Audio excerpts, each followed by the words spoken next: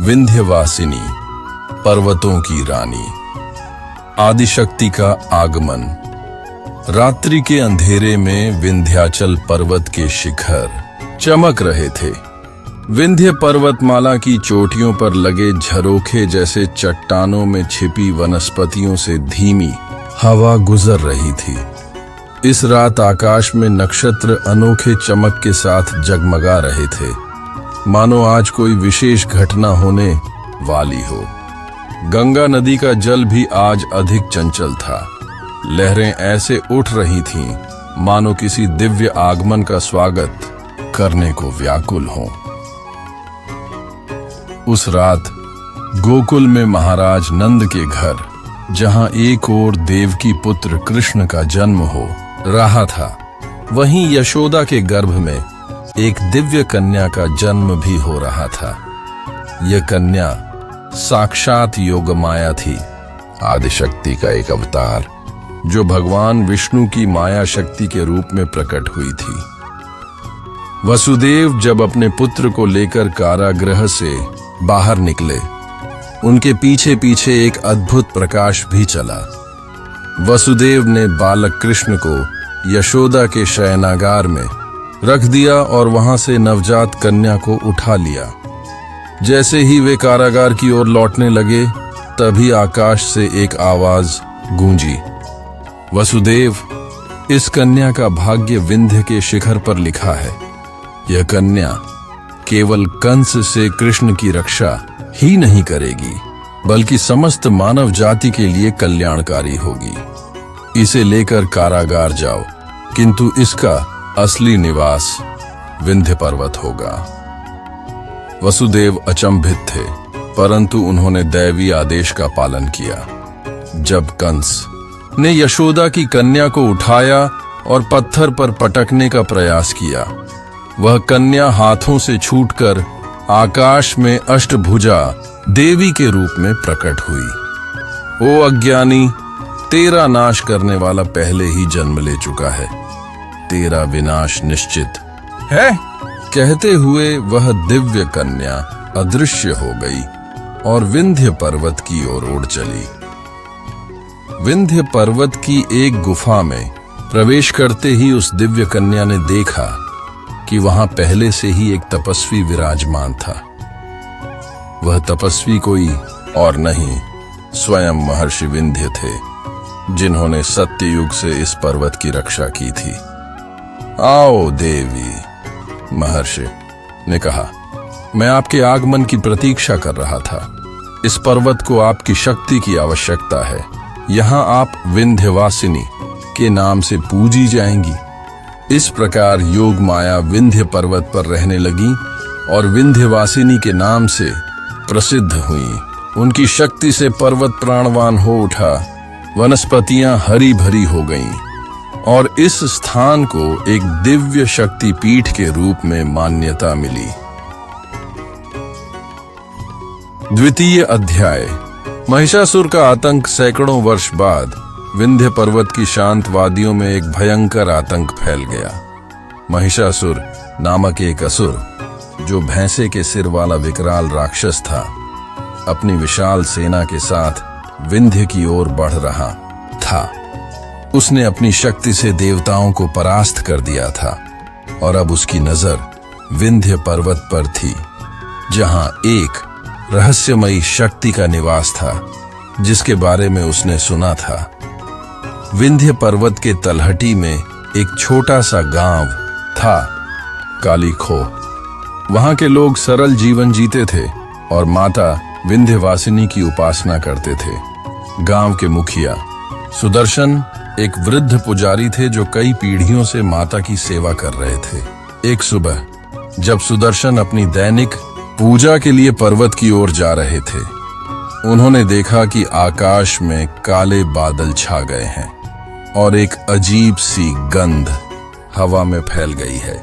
यह असुरों का आगमन है। वृद्ध पुजारी ने गांव के लोगों को बताया, हमें माता का आशीर्वाद लेना होगा, महिषासुर आ रहा है। गांव के लोगों में हड़कंप मच गया। महिषासुर का नाम सुनते ही बच्चे रोने लगे और महिलाएं डर से कांपने लगीं। पुरुष हथियार उठाने के लिए तैयार हो गए, लेकिन सभी जानते थे कि महिषासुर जैसे असुर का सामना वे नहीं कर सकते। उसी रात कालीखोह गांव के बाहर महिषासुर की विशाल सेना ने पड़ाव डाला। असुरों की गर्जना से पूरा जंगल गूंज उठा। माता विंध्यवासिनी के मंदिर में सुदर्शन और अन्य पुजारियों ने घंटियां बजाकर माता का आह्वान किया। हे माता विंध्यवासिनी, हम पर कृपा करो, हमारी रक्षा करो। मंदिर में एक अद्भुत घटना घटी।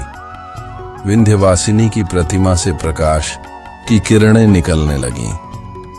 मूर्ति के नेत्र खुल गए और उनमें से अग्नि की लपटें निकलने लगीं। माता का अष्टभुजा स्वरूप प्रकट हुआ। 8 भुजाओं में विभिन्न आयुध सजे थे, तलवार, त्रिशूल, चक्र, धनुष, बाण, शंख, घंटा और कमल। मैं आ गई हूं मेरे बच्चों, माता की वाणी गूंजी। निर्भय रहो, महिषासुर का अंत निश्चित है। अगली सुबह जब महिषासुर अपनी सेना के साथ गांव पर आक्रमण करने के लिए बढ़ा, उसने देखा कि सामने एक तेजस्वी देवी खड़ी है, जिसके चारों ओर अद्भुत प्रकाश है। कौन है तू जो मेरे मार्ग में खड़ी है? महिषासुर गर्जा। मैं विंध्यवासिनी हूं, इस पर्वत की स्वामिनी। यह क्षेत्र मेरी सुरक्षा में है, वापस लौट जाओ, अन्यथा तुम्हारा विनाश निश्चित है, देवी ने शांत स्वर में कहा। महिषासुर ठहाका मारकर हंसा। एक नारी मुझ महिषासुर को धमकाती है, जिसने इंद्र और ब्रह्मा को भी परास्त किया, वह तुमसे डरेगा। महिषासुर ने अपनी विशाल गदा उठाई और देवी पर प्रहार करने के लिए आगे बढ़ा। तभी विंध्यवासिनी के मुख से एक विकराल गर्जना निकली और उनका रूप भयंकर काली में परिवर्तित हो गया। उनके मुख से लपटें निकलने लगीं, आंखें लाल हो गईं और त्रिशूल उनके हाथ में दमक उठा। महिषासुर और विंध्यवासिनी के बीच घमासान युद्ध छिड़ गया। असुर कभी भैंसे के रूप में, कभी सिंह के रूप में और कभी मानव रूप में आक्रमण करता, लेकिन माता हर बार उसे परास्त करती।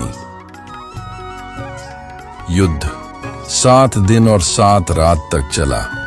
अंत में जब महिषासुर ने देखा कि वह परास्त हो रहा है, उसने अपना अंतिम रूप धारण किया।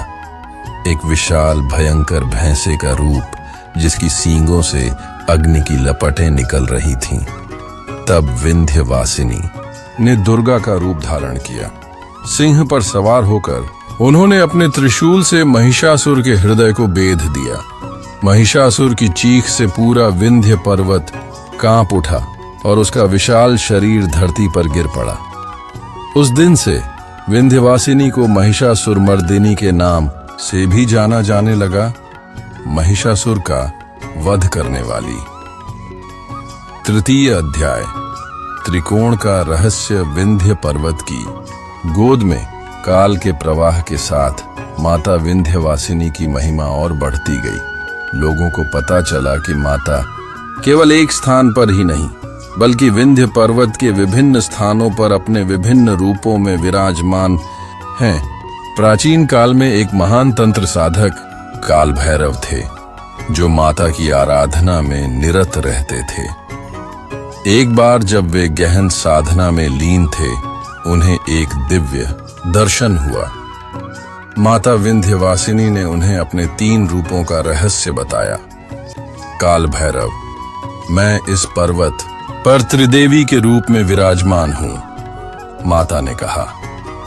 मेरा प्रथम रूप विंध्यवासिनी है, जो सृष्टि की पालनहार है। मेरा दूसरा रूप अष्टभुजा है, जो ज्ञान और शक्ति प्रदान करती है। और मेरा तीसरा रूप कालीखोह में काली के रूप में है, जो संहार और पुनर्जन्म की देवी है। माता ने आगे बताया, इन तीनों स्थानों को मिलाकर एक त्रिकोण बनता है। इस त्रिकोण के भीतर ही रामेश्वरम महादेव विराजमान है। जो भक्त इस त्रिकोण की परिक्रमा करता है उसकी सभी मनोकामनाएं पूर्ण होती हैं। काल भैरव ने इस रहस्य को लोगों के साथ साझा किया और तब से विंध्य के त्रिकोण की महिमा लोगों के बीच प्रसिद्ध हो गई। हजारों भक्त इस त्रिकोण की यात्रा करने आने लगे। लेकिन आज से लगभग 300 वर्ष पूर्व एक रहस्यमय घटना घटी। एक युवा साधक राघव, जो माता के परम भक्त थे, एक रात अष्टभुजा मंदिर में साधना कर रहे थे। आधी रात के समय उन्होंने देखा कि मंदिर के गर्भगृह से एक अद्भुत प्रकाश निकल रहा है। जब वे गर्भगृह में गए, उन्होंने देखा कि अष्टभुजा देवी की मूर्ति जीवंत हो उठी है और उनकी 8 भुजाएं हिल रही हैं। राघव स्तब्ध रह गए। राघव, मेरे प्रिय भक्त, माता अष्टभुजा ने कहा, मैं तुम्हें एक गुप्त ज्ञान देना चाहती हूँ। हमारे त्रिकोण के भीतर एक और रहस्य छिपा है। विंध्य की गोद में एक गुप्त स्थान है जहां मैंने अपने तीनों रूपों का संगम किया है। माता ने राघव को एक मंत्र सिखाया और कहा कि अमावस्या की रात को जब त्रिकोण के तीनों बिंदुओं से प्रकाश की किरणें एक विशेष स्थान पर मिलेंगी, वहां जाकर इस मंत्र का जाप करने से एक गुप्त द्वार खुलेगा जिससे देवी के दिव्य लोक में प्रवेश मिलेगा। राघव जीवन भर इस रहस्य की खोज में रहे, लेकिन उन्हें वह विशेष अमावस्या कभी नहीं मिली जब तीनों प्रकाश धाराएं एक बिंदु पर मिलती हो। उन्होंने मृत्यु से पहले यह रहस्य एक पांडुलिपि में लिखा और एक गुप्त स्थान पर छिपा दिया जिसे आज तक कोई नहीं खोज पाया। चतुर्थ अध्याय, खोई पांडुलिपि की खोज। वर्तमान समय, मिर्जापुर, उत्तर प्रदेश। आकांक्षा शर्मा, एक युवा पुरातत्व विशेषज्ञ, विंध्याचल के इतिहास पर शोध कर रही थी। उसे प्राचीन संस्कृत पांडुलिपियों का अध्ययन करना पसंद था और विंध्यवासिनी मंदिर के इतिहास पर उसकी विशेष रुचि थी। एक दिन जब वह विंध्यवासिनी मंदिर के पुराने अभिलेखागार में शोध कर रही थी, उसे एक अनोखी पांडुलिपि मिली। पांडुलिपि पर लिखा था, त्रिकोण रहस्य, विंध्यवासिनी के अंतरलोक का मार्ग। पांडुलिपि में राघव नामक एक साधक का वर्णन था जिसे अष्टभुजा देवी ने एक विशेष मंत्र दिया था। आकांक्षा को यह पांडुलिपि अत्यंत रोचक लगी, लेकिन इसमें कई पन्ने फटे हुए थे और कुछ पन्ने गायब थे। मुझे पूरी पांडुलिपि मिलनी चाहिए, आकांक्षा ने सोचा। उसने मंदिर के मुख्य पुजारी पंडित रामानंद से मुलाकात की और उन्हें पांडुलिपि के बारे में बताया। त्रिकोण रहस्य। पंडित रामानंद ने गहरी सांस ली। यह एक पवित्र ज्ञान है बेटी, लेकिन इसे पूर्ण करने के लिए तुम्हें त्रिकोण के तीनों मंदिरों में साधना करनी होगी। आकांक्षा ने तीनों मंदिरों विंध्यवासिनी, अष्टभुजा और काली खोह में साधना शुरू की। हर दिन वह एक मंदिर जाती और वहां घंटों ध्यान में बैठती। एक दिन जब वह अष्टभुजा मंदिर में ध्यान मग्न थी, उसे एक अजीब सी अनुभूति हुई। उसे लगा जैसे कोई उसे बुला रहा है। उसकी आंखें खुली तो उसने देखा कि मंदिर के एक कोने में एक पत्थर हिल रहा है। आकांक्षा ने उस पत्थर को खींचा और उसके नीचे एक गुप्त कक्ष मिला। उस कक्ष में एक और प्राचीन पांडुलिपि थी जिसमें राघव के हस्ताक्षर थे। इस पांडुलिपि में त्रिकोण के रहस्य का दूसरा भाग था। मंत्र के बाद भक्त को त्रिकोण के केंद्र में आना होगा, पांडुलिपि में लिखा था। वहां से पूर्व दिशा की ओर 100 कदम चलकर एक विशाल वट वृक्ष के नीचे खड़ा होना होगा। वट वृक्ष के तने में एक गुप्त द्वार है जो केवल अमावस्या की मध्यरात्रि को, जब त्रिकोण के तीनों बिंदुओं से प्रकाश मिलता है, ही खुलता है। आकांक्षा के रोमांच का ठिकाना नहीं रहा। उसने घड़ी देखी।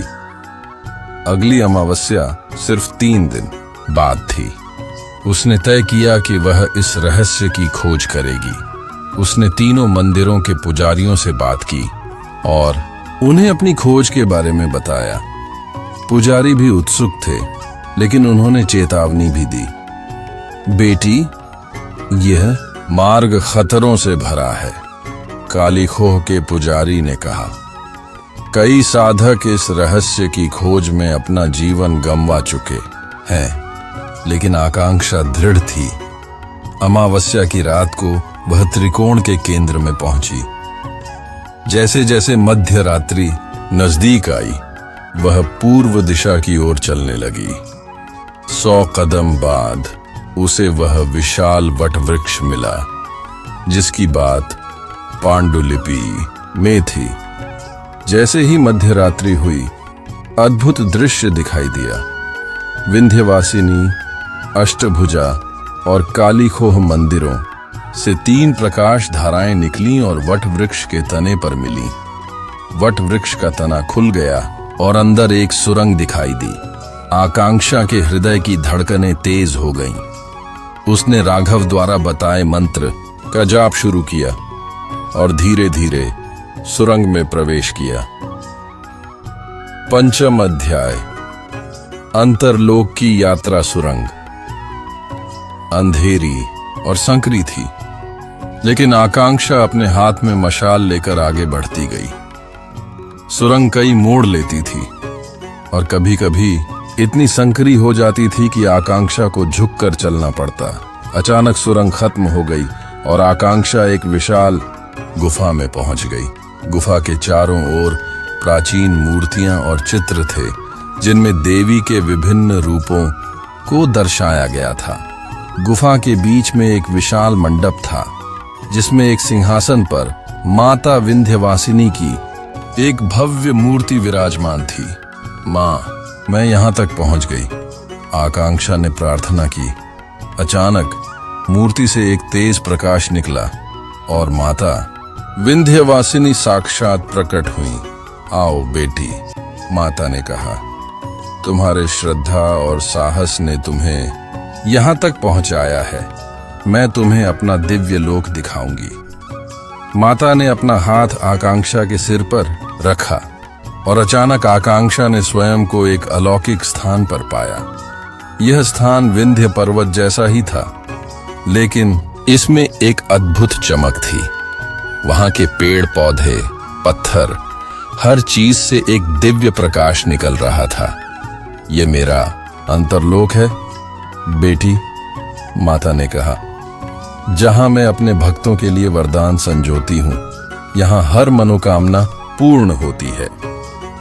आकांक्षा ने देखा कि इस लोक में विभिन्न देवी देवता और आर्षि मुनि विचरण कर रहे हैं। माता ने उसे अपने तीनों रूपों विंध्यवासिनी, अष्टभुजा और काली के बारे में विस्तार से बताया। मैं विंध्यवासिनी के रूप में सृष्टि का पालन करती हूं, माता ने कहा। अष्टभुजा के रूप में ज्ञान और शक्ति प्रदान करती हूं और काली के रूप में अधर्म का संहार करती हूं। माता ने आकांक्षा को एक पोथी दी, जिसमें प्राचीन मंत्र और तंत्र लिखे थे। इस ज्ञान का उपयोग लोगों के कल्याण के लिए करना, माता ने आशीर्वाद दिया। इस पोथी में ऐसे मंत्र हैं जो रोगों को दूर करते हैं, संकटों से बचाते हैं और आत्मज्ञान प्रदान करते हैं। आकांक्षा ने माता के चरणों में प्रणाम किया और पोथी संभाली। तभी अचानक एक तेज आवाज सुनाई दी और आकांक्षा ने देखा कि अंतरलोक का आकाश लाल हो गया था। दूर से एक विकराल छाया आती दिखाई दे रही थी। यह महिषासुर का अनुचर है, माता ने गंभीरता से कहा। अभी भी उसके कुछ अवशेष इस लोक में प्रवेश करने का प्रयास करते हैं। माता ने अपनी 8 भुजाओं में अस्त्र शस्त्र धारण कर लाइए। तीक्ष्ण त्रिशूल, चक्र, तलवार और धनुष बाण से वे सज्जित हो गईं। बेटी, तुम भी अपने अंदर छिपी शक्ति को जगाओ, माता ने आकांक्षा से कहा। आकांक्षा ने अपनी आंखें बंद की और पोथी से एक मंत्र का उच्चारण किया। उसके शरीर से भी दिव्य प्रकाश निकलने लगा। उसके हाथों में एक स्वर्णिम तलवार प्रकट हुई। छाया निकट आती गई और उसने एक असुर का रूप धारण कर लिया। वह महिषासुर का सेनापति था, जिसे राक्तबीज कहा जाता था। उसके शरीर से रक्त की बूंदें टपक रही थीं और हर बूंद से एक नया राक्षस जन्म ले रहा था। मैं तुम्हारी इस शिष्या को ले जाऊंगा देवी, राक्तबीज ने गर्जना की। फिर इस लोक पर महिषासुर का अधिकार होगा। माता विंध्यवासिनी ने काली रूप धारण किया। उनकी आंखें लाल हो गईं और जीभ बाहर निकल आई। उन्होंने आकांक्षा से कहा, वत्से, मेरे साथ लड़ो। जब मैं राक्तबीज पर प्रहार करूं, तुम अपनी तलवार से उसके रक्त की बूंदों को रोको। आकांक्षा और माता काली ने मिलकर युद्ध आरंभ किया। माता काली राक्तबीज पर प्रहार करती और आकांक्षा अपनी दिव्य तलवार से रक्त की बूंदों को वायु में ही नष्ट कर देती। युद्ध भीषण था। आकांक्षा ने अपने अंदर एक अद्भुत शक्ति महसूस की। उसके हाथ में तलवार बिजली की तरह चमक रही थी। धीरे धीरे राक्तबीज कमजोर पड़ने लगा। अंत में माता काली ने अपने त्रिशूल से राक्तबीज का वध कर दिया और आकांक्षा ने अपनी तलवार से उसके अंतिम रक्त की बूंदों को नष्ट कर दिया। जैसे ही राक्तबीज का अंत हुआ, अंतरलोक का आकाश फिर से नीला और शांत हो गया। माता विंध्यवासिनी ने अपना सौम्य रूप धारण किया। बेटी, तुमने महान साहस का परिचय दिया है, माता ने आकांक्षा के माथे पर अपना वरदहस्त रखते हुए कहा। अब तुम्हारी परीक्षा पूरी हुई। तुम मेरी सच्ची उपासिका बन गई हो। माता ने एक स्वर्णिम कलश आकांक्षा को दिया। इस कलश में अमृत है। इसे अपने गांव ले जाओ। इसे गांव के कुएं में मिला देना। इससे गांव के सभी लोग स्वस्थ हो जाएंगे और वहां फिर से हरियाली छा जाएगी। आकांक्षा ने प्रणाम करके कलश स्वीकार किया। तभी उसने पूछा, माता, मैं वापस कैसे जाऊंगी? माता ने मुस्कुराते हुए कहा, बेटी, अपनी आंखें बंद करो। जब तुम आंखें खोलोगी तो स्वयं को मंदिर के गर्भगृह में पाओगी। आकांक्षा ने आंखें बंद की। उसने अपने चारों ओर एक तेज प्रकाश महसूस किया और फिर एक हल्की हवा का झोंका। जब उसने आंखें खोलीं तो स्वयं को विंध्यवासिनी मंदिर के गर्भगृह में पाया। उसके हाथों में अब भी वह स्वर्णिम कलश था और उसके पास वह प्राचीन पोथी भी थी। मंदिर में अंधेरा था और चारों ओर निस्तब्धता छाई थी। आकांक्षा ने अपनी घड़ी देखी।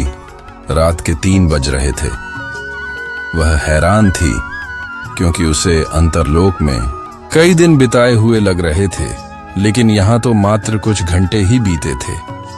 मंदिर से बाहर निकलते समय उसे पुजारी जी मिले, जो उसे देखकर चौंक गए। आकांक्षा बेटी, तुम अभी तक यहीं हो? पुजारी जी ने पूछा। और यह कलश और यह पोथी? पुजारी जी, मुझे माता के दर्शन हुए, आकांक्षा ने धीरे से कहा। मैं उनके अंतरलोक गई थी। पुजारी जी की आंखें विस्फारित हो गईं। तुम्हें पता है, हजारों सालों में कभी कभार ही किसी को अंतरलोक जाने का सौभाग्य मिला है। आखिरी बार ऐसा तब हुआ था जब महर्षि दुर्वासा यहां आए थे, सैकड़ों वर्ष पहले। पुजारी जी ने कलश और पोथी को देखा। यह अमृत कलश है और यह तो वही पोथी है जिसकी चर्चा प्राचीन ग्रंथों में है, विंध्य तंत्र। इसे गुरु शिष्य परंपरा में ही हस्तांतरित किया जाता है। अगले दिन आकांक्षा अमृत कलश लेकर अपने गांव लौट गई। गांव में सूखा और बीमारी से त्राही त्राही मची थी। लोग निराश और हताश थे। आकांक्षा सीधे गांव के प्राचीन कुएं के पास गई, जहां पहले कभी मीठा जल था, लेकिन अब सूखा पड़ चुका था। उसने अमृत कलश से थोड़ा सा जल कुएं में डाला। अचानक कुएं से एक तेज प्रकाश निकला और फव्वारे की तरह पानी ऊपर उछला। कुआं फिर से जल से भर गया था और वह जल दिव्य चमक से भरा था। गांव के लोग इस चमत्कार को देखकर आश्चर्यचकित रह गए।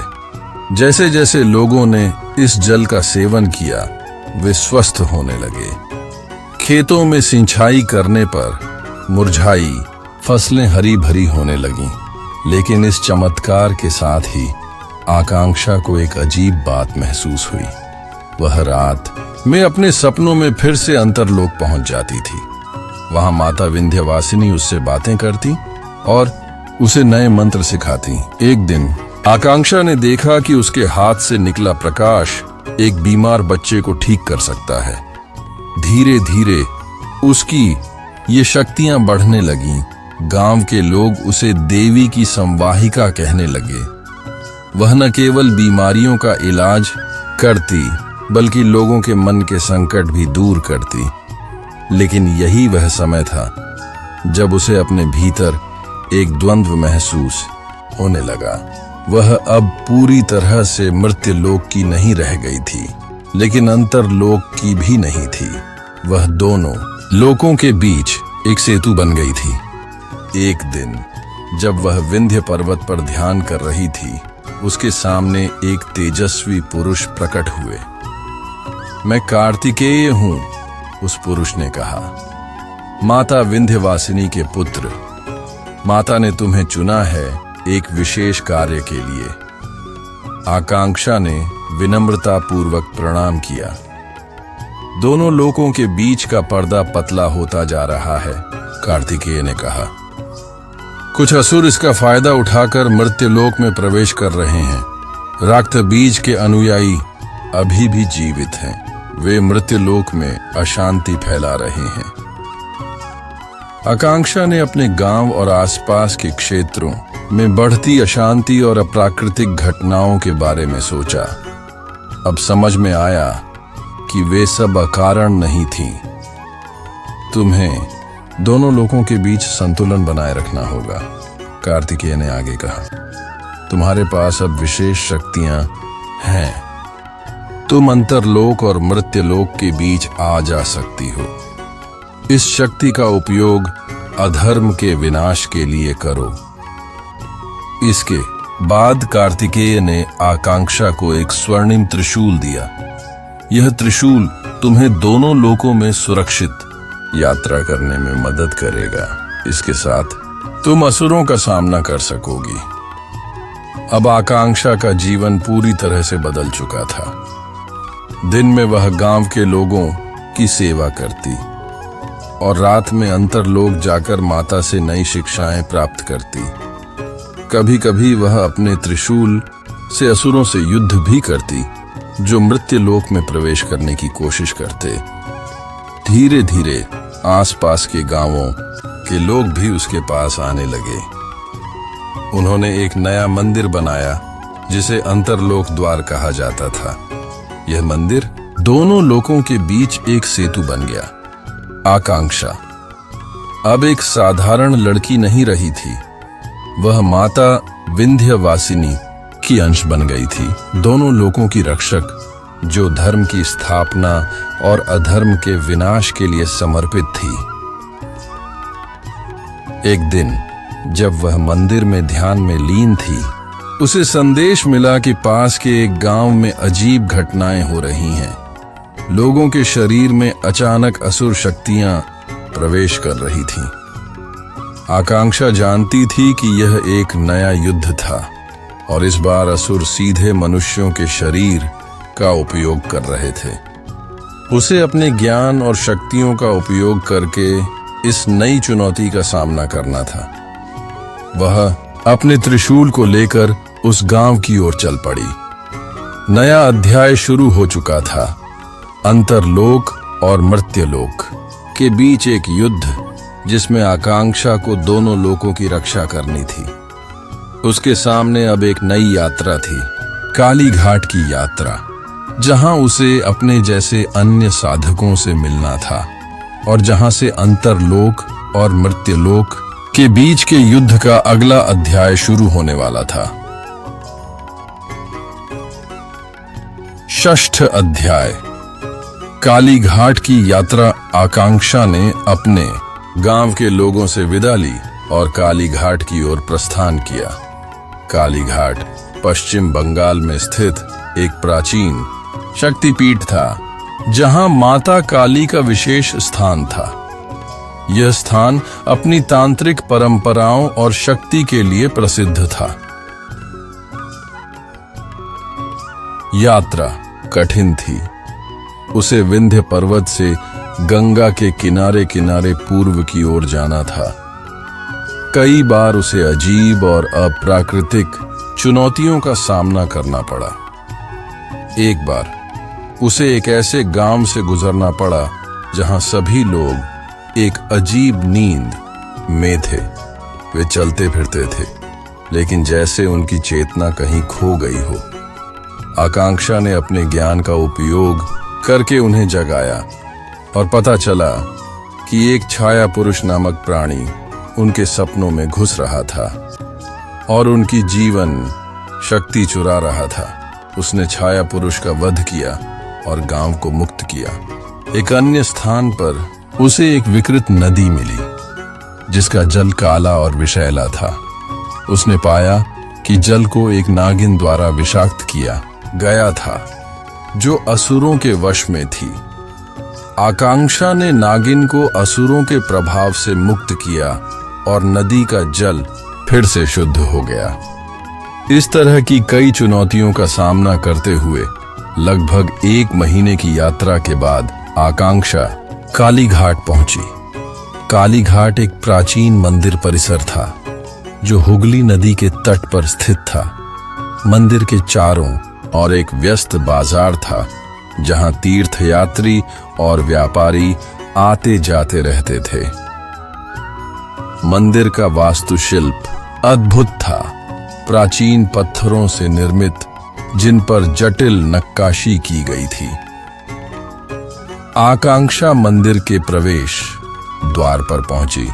द्वार पर 2 प्रहरी खड़े थे, जो साधारण दिखते थे, लेकिन आकांक्षा को उनकी आंखों में एक अप्राकृतिक चमक दिखाई दी। विंध्य से आने वाली, एक प्रहरी ने कहा। आकांक्षा को देखते ही, हम तुम्हारी प्रतीक्षा कर रहे थे। आकांक्षा हैरान रह गई। उसने कभी इन लोगों को नहीं देखा था, फिर भी वे उसे पहचानते थे। मेरा नाम वज्र है, उस प्रहरी ने कहा, और यह कालिंदी है। हम काली घाट के सप्तरक्षकों में से 2 हैं। उन्होंने आकांक्षा को मंदिर के अंदर एक गुप्त मार्ग से ले जाया, जो आम भक्तों को दिखाई नहीं देता था। यह मार्ग एक भूमिगत गलियारे में खुलता था, जो विभिन्न प्रकार के यंत्रों और चित्रों से सजा था। गलियारे के अंत में एक विशाल कक्ष था, जिसके बीच में एक ज्वलंत अग्निकुंड था। अग्निकुंड के चारों ओर 5 लोग बैठे थे, 3 पुरुष और 2 महिलाएं। वे सभी ध्यान मग्न थे और उनके चारों ओर एक दिव्य प्रकाश चमक रहा था। वज्र ने आकांक्षा को परिचय कराया। ये हैं सप्तरक्षकों के अन्य सदस्य। अगस्त्य, जो पानी के तत्व के रक्षक हैं। सुमेधा, जो वायु तत्व की रक्षिका है। दक्ष, जो पृथ्वी तत्व के रक्षक हैं। अंबिका, जो आकाश तत्व की रक्षिका है। और तरुण, जो अग्नि तत्व के रक्षक हैं। और आप दोनों? आकांक्षा ने पूछा। मैं मन तत्व का रक्षक हूं, वज्र ने कहा। और कालिंदी आत्मा तत्व की रक्षिका हैं।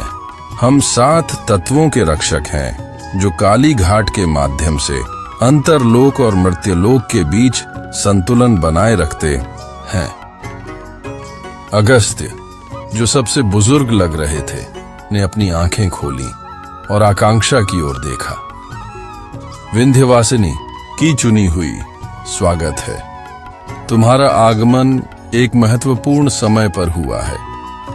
उन्होंने आकांक्षा को अग्निकुंड के पास बैठने का संकेत किया। जैसे ही आकांक्षा बैठी, अग्निकुंड की लपटें ऊंची हो गईं और उसमें दृश्य दिखाई देने लगे। देखो, अगस्त्य ने कहा, यह है वर्तमान स्थिति। अंतरलोक और मर्त्यलोक के बीच का पर्दा बहुत पतला हो गया है। राक्तबीज और बकासुर के अनुयायी अभी भी सक्रिय हैं और उन्होंने एक नया नेता चुना है, महिषासुर का एक वंशज जिसे महेंद्र कहते हैं।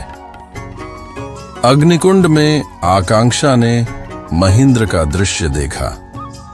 वह अर्ध मानव और अर्ध पशु था, एक शक्तिशाली शरीर वाला मानव जिसके सिर पर सींग थे और आंखें लाल थीं। महेंद्र ने पाताल लोक में असुरों की एक नई सेना तैयार की है, अगस्त्य ने आगे बताया। उसका उद्देश्य 7 मुख्य शक्तिपीठों पर कब्जा करना है। कालीघाट, कामाख्या, उज्जैन, प्रयाग, वाराणसी, मथुरा और द्वारका। इन सभी स्थानों पर अंतरलोक और मर्त्यलोक के बीच का पर्दा सबसे पतला है। सुमेधा ने कहा, यदि महेंद्र इन शक्तिपीठों पर कब्जा कर लेता है तो वह अंतरलोक और मर्त्यलोक के बीच की सीमा को पूरी तरह तोड़ देगा और असुर मर्त्यलोक में प्रवेश कर सकेंगे। हमने महेंद्र के अनुयायियों पर नजर रखी है, तरुण ने कहा। वे पहले ही कई क्षेत्रों में फैल चुके हैं। वे अपने आप को धार्मिक गुरु के रूप में प्रस्तुत करते हैं और लोगों को वशीकरण मंत्रों से नियंत्रित करते हैं। अंबिका, जो अब तक शांत थी, ने कहा, लेकिन अब तुम्हारे आने से हम 7 से 8 हो गए हैं। यह संख्या हमारे पक्ष में है। 8? आकांक्षा ने पूछा। हाँ, कालिंदी ने कहा, अष्ट शक्ति, यह माता दुर्गा का आशीर्वाद है। हम अब अष्टभुजा के 8 भुजाओं की तरह हैं। दक्ष ने आकांक्षा के सामने एक प्राचीन मानचित्र रखा जिस पर 7 शक्तिपीठों के स्थान अंकित थे। महेंद्र पहले काली घाट पर आक्रमण करेगा क्योंकि यहां से वह अन्य शक्तिपीठों की शक्ति को अवरुद्ध कर सकता है। हमें तैयार रहना होगा। अगस्त्य ने आकांक्षा को एक स्फटिक दिया। इसे अपने त्रिशूल के साथ जोड़ दो। यह तुम्हें हम सभी के साथ जोड़े रखेगा और आवश्यकता पड़ने पर हम तुम्हारी सहायता करेंगे। आकांक्षा ने स्फटिक को अपने त्रिशूल पर स्थापित किया। तुरंत उसे सभी सप्तरक्षकों के साथ एक मानसिक संबंध महसूस हुआ। वह उनके विचारों को सुन सकती थी और वे उसके विचारों को। तुम्हें अब एक समारोह से गुजरना होगा, अगस्त्य ने कहा, जिससे तुम हमारे समूह का औपचारिक हिस्सा बन जाओगी। यह एक प्राचीन अनुष्ठान है जिसे शक्ति सम्मिलन कहते हैं। रात के समय माता काली के गर्भगृह में आकांक्षा का अष्टम रक्षक के रूप में अभिषेक किया गया। उसके माथे पर कुमकुम का तिलक लगाया गया और उसके हाथों में एक विशेष माला दी गई जिसमें रुद्राक्ष के बीज थे। अभिषेक के बाद आकांक्षा के अंदर एक नई शक्ति का संचार हुआ। वह महसूस कर सकती थी कि अब वह पूरी तरह से जागृत हो चुकी थी। वह मात्र एक संवाहिका नहीं बल्कि शक्ति का एक स्रोत थी। अगले दिन सप्तरक्षकों ने आकांक्षा को अपनी योजना बताई। उन्हें खबर मिली थी कि महेंद्र अमावस्या की रात को काली घाट पर आक्रमण करने वाला था, जो मात्र 3 दिन दूर थी। उन्होंने मंदिर की सुरक्षा के लिए तैयारियां शुरू कर दी। आकांक्षा को मंदिर के सबसे गुप्त कक्ष में ले जाया गया, जहां काली माता की अष्ट धातु की मूल मूर्ति थी। यह मूर्ति अत्यंत प्राचीन और शक्तिशाली थी। यह मूर्ति काली घाट की जीवन शक्ति है। अगस्त्य ने बताया, यदि इसे नष्ट कर दिया जाए या चुरा लिया जाए तो यह स्थान अपनी शक्ति खो देगा और अंतरलोक और मर्त्यलोक के बीच का पर्दा यहां से फट जाएगा। तुम्हारा कार्य इस मूर्ति की रक्षा करना है, वज्र ने कहा। हम मंदिर के अन्य भागों की रक्षा करेंगे। अमावस्या की रात आ गई। आकाश में बादल छाए थे और बिजली कड़क रही थी। हुगली नदी उफान पर थी और उसका जल भी अस्वाभाविक रूप से काला हो गया था। आकांक्षा गर्भगृह में मूर्ति के सामने ध्यान में लीन थी, अपने त्रिशूल को सामने रखकर। अचानक उसने महसूस किया कि मंदिर के चारों ओर शक्ति का एक घेरा बन रहा है। सप्तरक्षक अपनी शक्तियों का उपयोग करके मंदिर की रक्षा कर रहे थे। फिर वह क्षण आ गया जिसका सभी को इंतजार था। आकाश में एक विशाल छाया दिखाई दी और मंदिर के प्रांगण में असुरों की एक सेना प्रकट हुई। उनके बीच में महेंद्र था, विशालकाय, भयानक और शक्तिशाली। महेंद्र ने अपने हाथों में एक काला त्रिशूल उठाया और उसे आकाश की ओर उछाला। त्रिशूल से निकली शक्ति ने सप्तरक्षकों के शक्ति घेरे को तोड़ने का प्रयास किया। युद्ध शुरू हो गया। सप्तरक्षकों ने अपनी शक्तियों का उपयोग करके असुरों को रोकने का प्रयास किया। वज्र ने अपनी मन शक्ति से असुरों को भ्रमित किया। कालिंदी ने अपनी आत्म शक्ति से उनकी शक्तियों को कमजोर किया। अगस्त्य ने हुगली नदी के जल को नियंत्रित करके असुरों पर प्रहार किया और तरुण ने अग्नि के गोले बनाकर उन्हें नष्ट किया। लेकिन महेंद्र अत्यंत शक्तिशाली था। उसने अपने काले त्रिशूल से सप्तरक्षकों पर प्रहार किया और उन्हें एक एक करके घायल कर दिया। आकांक्षा गर्भगृह में थी, लेकिन उसे अपने स्फटिक के माध्यम से बाहर का सब कुछ दिखाई दे रहा था। वह समझ गई कि बिना उसकी सहायता के सप्तरक्षक हार जाएंगे, लेकिन वह मूर्ति को भी नहीं छोड़ सकती थी। तभी माता काली की मूर्ति से एक तेज प्रकाश निकला। आकांक्षा ने सुना, बेटी, मुझे अपने हृदय में धारण करो और युद्ध में जाओ। आकांक्षा ने माता की मूर्ति को अपने हृदय से लगाया और अचानक वह उसके भीतर समा गई। आकांक्षा ने अपने शरीर में एक अद्भुत शक्ति महसूस की। उसके हाथों में त्रिशूल अब स्वर्ण की चमक से जगमगा रहा था। वह गर्भगृह से बाहर निकली और युद्ध में शामिल हो गई। उसके त्रिशूल से निकली शक्ति ने कई असुरों को नष्ट कर दिया। महेंद्र आकांक्षा को देखकर क्रोध से चिल्लाया, तो यह है माता की चुनी हुई, आज मैं तुम्हारा अंत करूंगा। वह आकांक्षा पर टूट पड़ा। दोनों के त्रिशूल आपस में टकराए और एक विशाल शक्ति तरंग चारों ओर फैल गई। महेंद्र बहुत शक्तिशाली था, लेकिन आकांक्षा के अंदर अब माता काली का अंश था। वह अंतरलोक और मर्त्यलोक की शक्तियों का एक संगम बन चुकी थी। युद्ध लंबा और भयानक था। धीरे धीरे सप्तरक्षक भी आकांक्षा के पास आ गए और उन्होंने अपनी शक्तियों को उसके साथ मिला दिया। अंत में आकांक्षा ने अपने त्रिशूल से महेंद्र के हृदय पर प्रहार किया।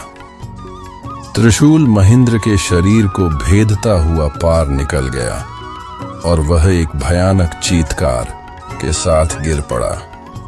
लेकिन मरते समय महेंद्र ने अपना अंतिम प्रहार किया।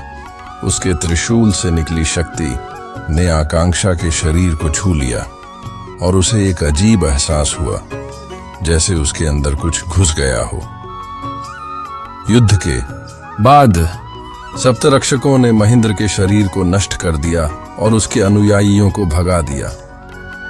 कालीघाट की रक्षा हो गई थी, लेकिन यह केवल शुरुआत थी। अगस्त्य ने आकांक्षा की ओर देखा और गंभीरता से कहा, तुम्हारे अंदर महेंद्र का एक अंश प्रवेश कर गया है। यह धीरे धीरे तुम्हारे अंदर बढ़ेगा और तुम्हें नियंत्रित करने का प्रयास करेगा। इसका क्या इलाज है? आकांक्षा ने चिंतित होकर पूछा। केवल एक ही उपाय है, अगस्त्य ने कहा। तुम्हें सभी 7 शक्तिपीठों की यात्रा करनी होगी और हर स्थान पर एक विशेष अनुष्ठान करना होगा। इससे महेंद्र का अंश धीरे धीरे निकल जाएगा, लेकिन यह एक जोखिम भरा कार्य है, क्योंकि महेंद्र के अनुयायी भी इन शक्तिपीठों पर नजर रखे हुए हैं। आकांक्षा ने दृढ़ निश्चय के साथ कहा, मैं इस यात्रा के लिए तैयार हूं। मैं अपने अंदर किसी असुर को नहीं पनपने दूंगी। अगस्त्य ने उसे एक सुवर्ण पत्र दिया। इस पर 7 शक्तिपीठों के मार्ग और वहां करने वाले अनुष्ठानों का विवरण है। तुम्हारी अगली यात्रा कामाख्या होगी, जो असम में है। इस तरह आकांक्षा की कालीघाट यात्रा समाप्त हुई और उसकी नई यात्रा शुरू हो गई, 7 शक्तिपीठों की यात्रा, जिसमें उसे न केवल अपने अंदर के असुर अंश से लड़ना था, बल्कि मृत्युलोक और अंतरलोक के बीच के संतुलन की रक्षा भी करनी थी। इसके लिए आपको इंतजार करना होगा अगले वीडियो तक।